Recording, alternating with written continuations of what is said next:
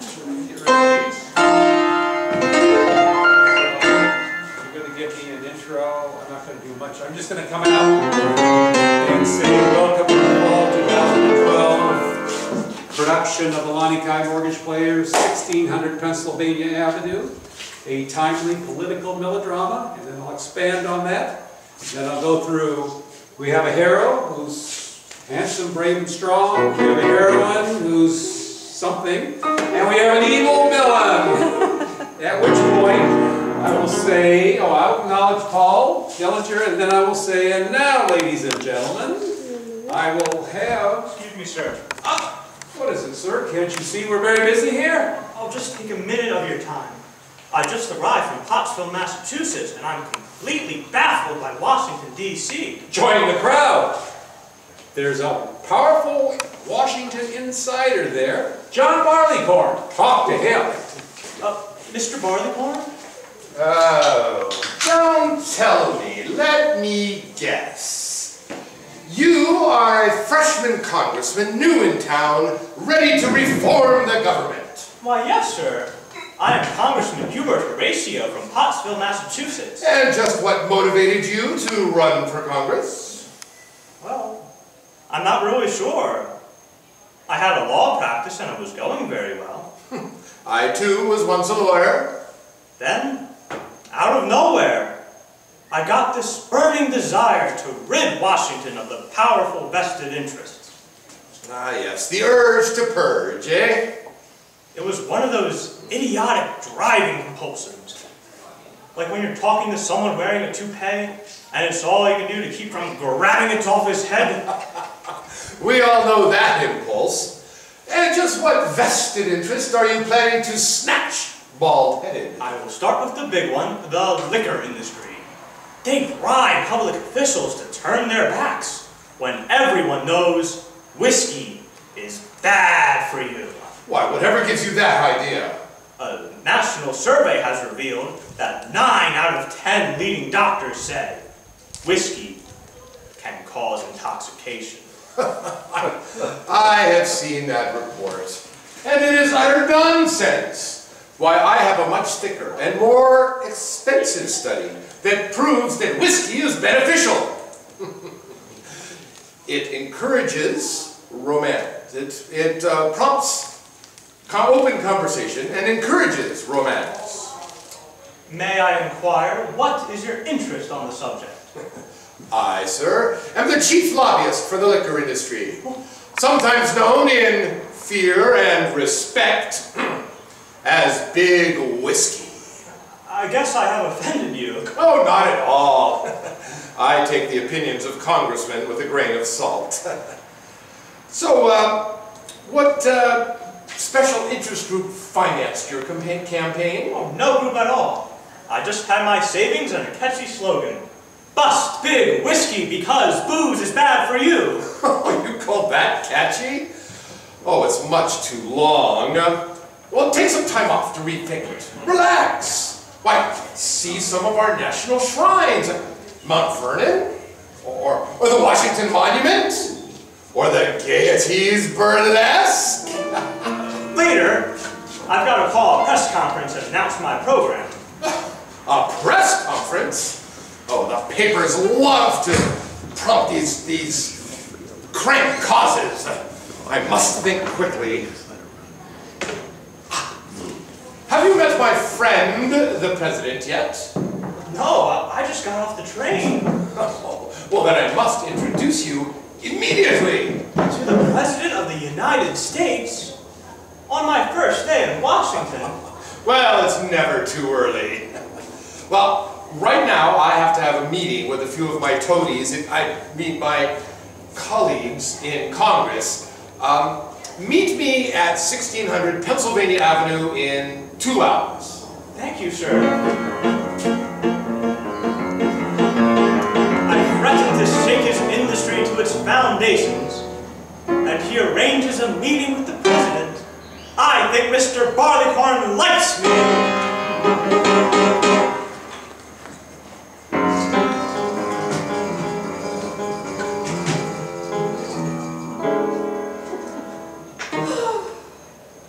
I'm having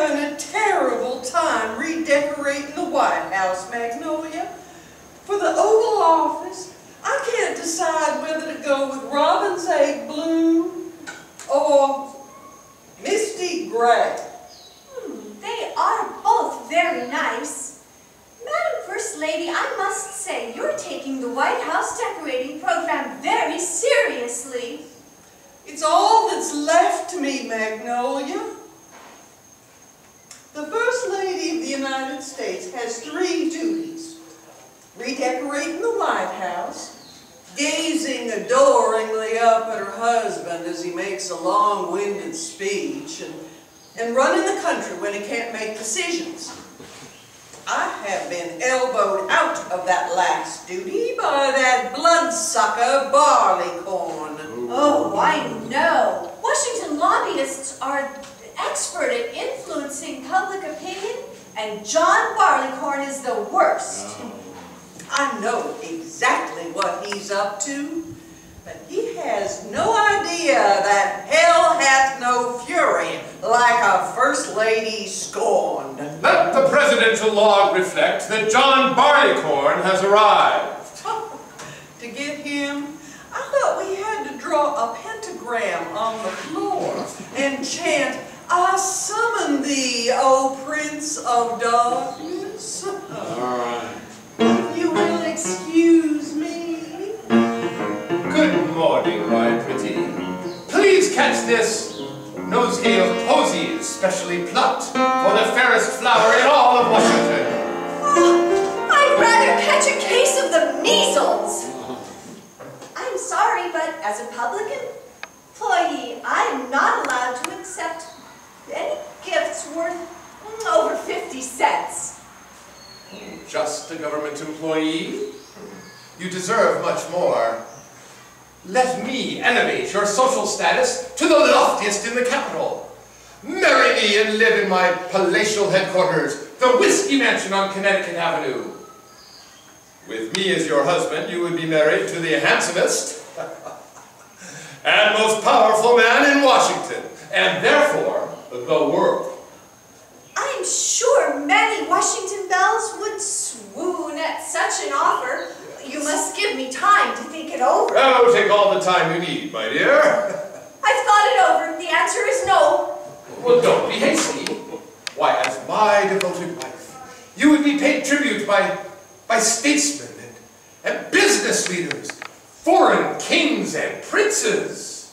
Not to mention corrupted politicians and bought bureaucrats. No, I'm sorry. I cannot go against the wishes of my father. Rest his soul. He always said to me, "Magnolia, honey, have nothing to do with Washington lobbyists. They are but one step above the rats in the Washington sewer." Oh, well, your father was a Supreme Court justice of the old school, with out-of-date ideas. My father was a man of impeccable integrity and lofty standing in the United States government, and I will marry no less of a person. Thank you very much. Well, would you marry me if I were, say, a cabinet officer? Well, cabinet officers last only as long as the current administration. Then they go home and write a book. I seek someone with a career more lasting. Well, you set near impossible goals. That's what I was trying for. Take it or leave it, Mr. Barleycorn. Oh, you can call me John, Magnolia. And you may call me Miss Marvel, Mr. Barleycorn.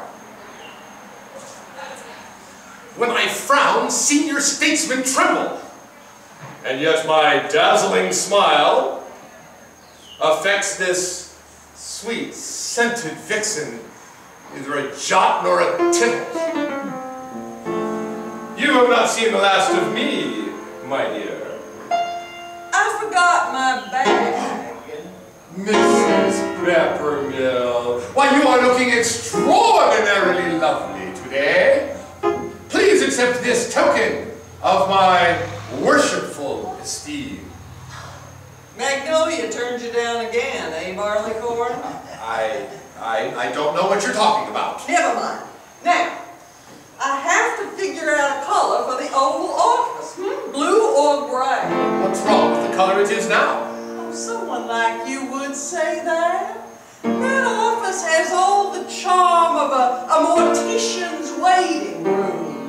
Well, does it have to be blue or gray? What about pink? They say that pink is the most relaxing of colors. You would say that.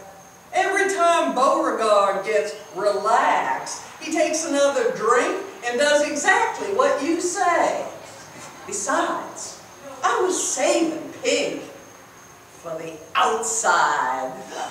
You mean the Executive Mansion, the most respected building in the United States government, would become the Pink House? Exactly. Don't you like it? Oh, it sounds like a house of ill repute.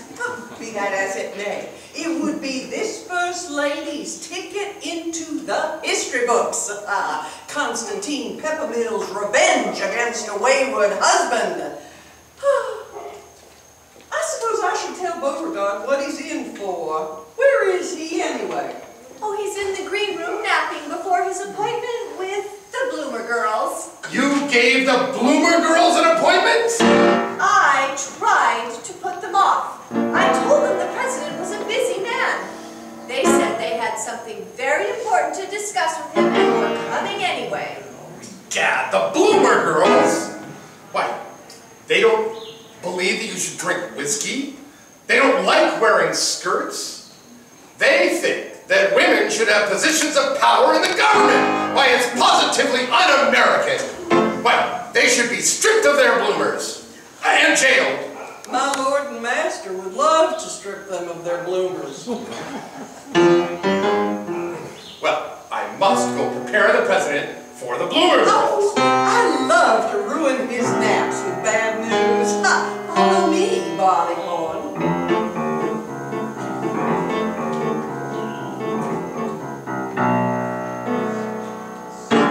Good day, miss. I am Congressman Hubert Horatio.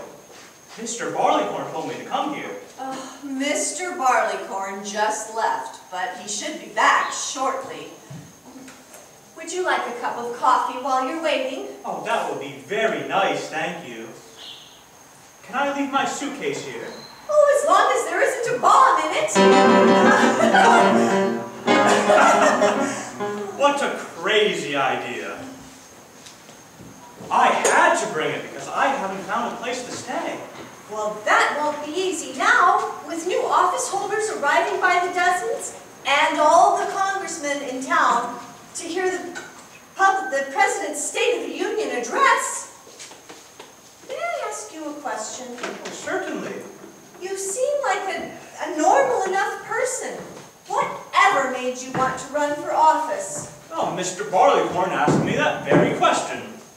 As I told him, I had this overwhelming urge, nay, obsession, to come to Washington and clean up the government. Oh, really? That's what they all say. Couldn't you have come up with something a little more original? No, I mean it. You seem quite cynical about the people in our government. My father taught me to be. He's the retired Supreme Court Justice who passed away last summer. When I was just a little girl, he would say to me, "Magnolia, the American public looks up to their leaders. We must always have our personal behavior justify their faith." We need more of such opinions in Washington today. Too bad you couldn't have run for office. Oh, alas, I am a woman. As a woman, the closest I can come to the seat of power is secretary to the president. As secretary, my job is to dot my I's and cross my T's and keep my opinions to myself. I can't even ask whom he'll replace my father with. I had no idea women had such problems. Well, of course you didn't. You're a man. Oh, Right, Phil? Yes, right away. I think the telephone is a marvelous invention. Oh, it was a wasted effort. We women already had the petticoat telegraph. But the petticoat telegraph, I've never heard of it. Well, I'm not surprised. It's our private name for the way ladies dish the really good stuff. Now, excuse me.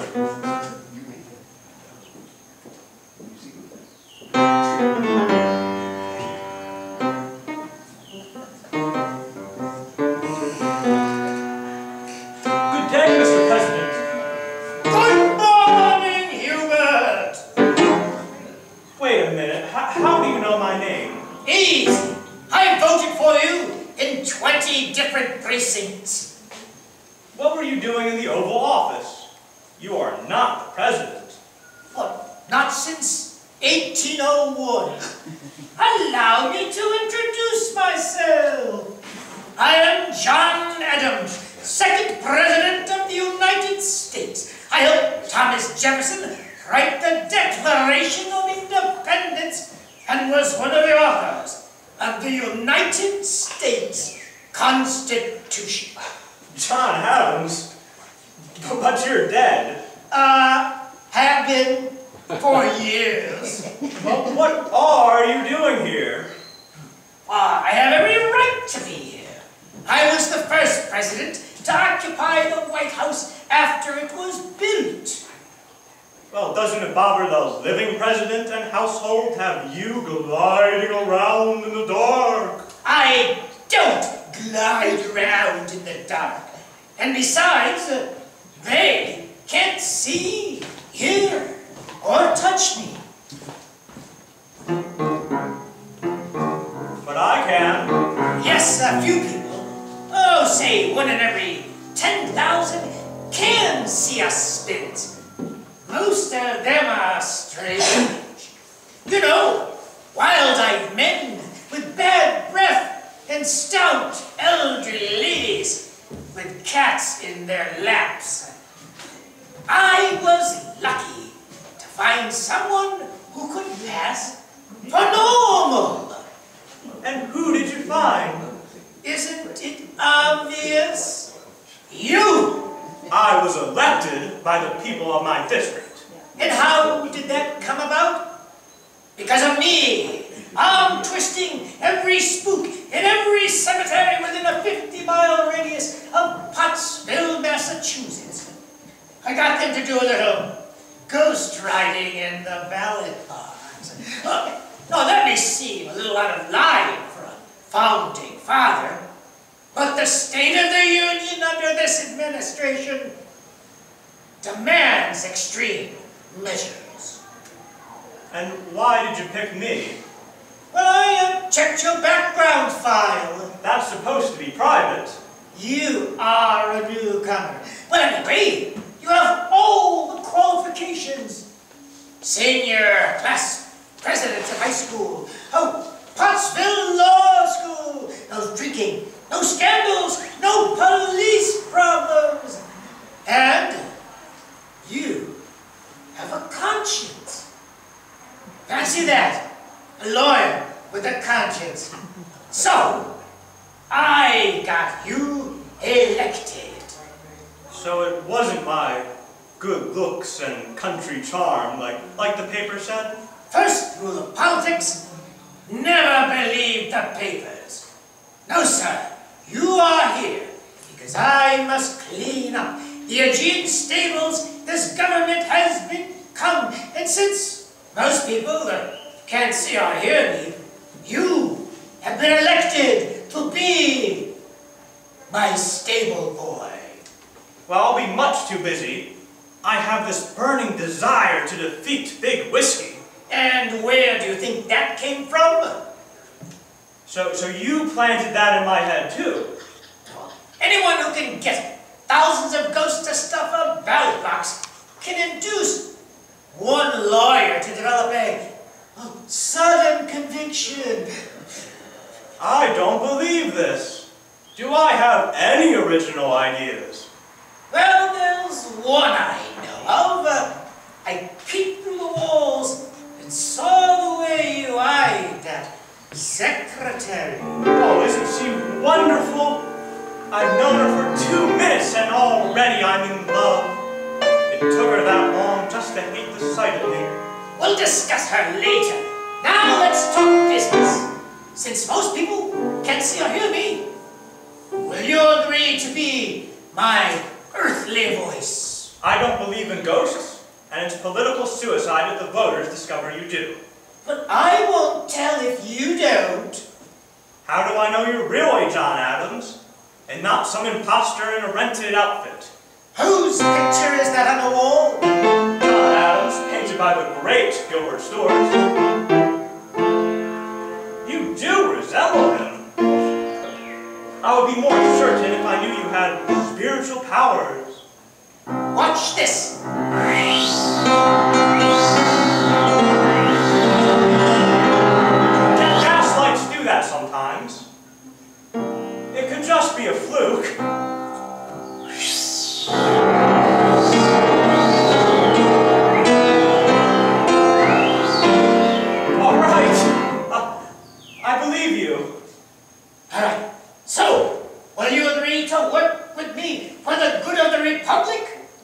you planning to do? Well, President Peppermill was fairly harmless when his wife was running the show. But the poor fellow has fallen prey to Big Whiskey, the most powerful influence in Washington. John Barleycorn supplies him with Tennessee White Lightning and a certain other benefit that men of stronger will than Peppermill have found impossible to resist. No, I must stop this travesty of leadership. By getting rid of the president? Not practical. A bad president lasts 8 years maximum. 4 years if the voters are paying attention. But their evil deeds can live long after them. Like if they make an ill-advised permanent appointment, like an incompetent Supreme Court judge. Good for you. But corrupt lobbyists can also work their evil in Washington for an entire generation. It's John Barleycorn I'm after. Mr. Barleycorn has been very nice to me. He's the one who arranged my meeting with the president. So he and Peppermill can train you to jump through their hoop. You mean they want to destroy my dreams of reforming the government? Exactly! I'll just take my suitcase and go sleep at the train station. No, don't do that. I need you here. Well, what do you want me to do? Well, first, we must find a power base. An obnoxious group of outraged citizens to build a groundswell of reform. Well, that isn't going to be easy for you. I got you elected, didn't I? I give up. Alright, so here's what you do. You repeat everything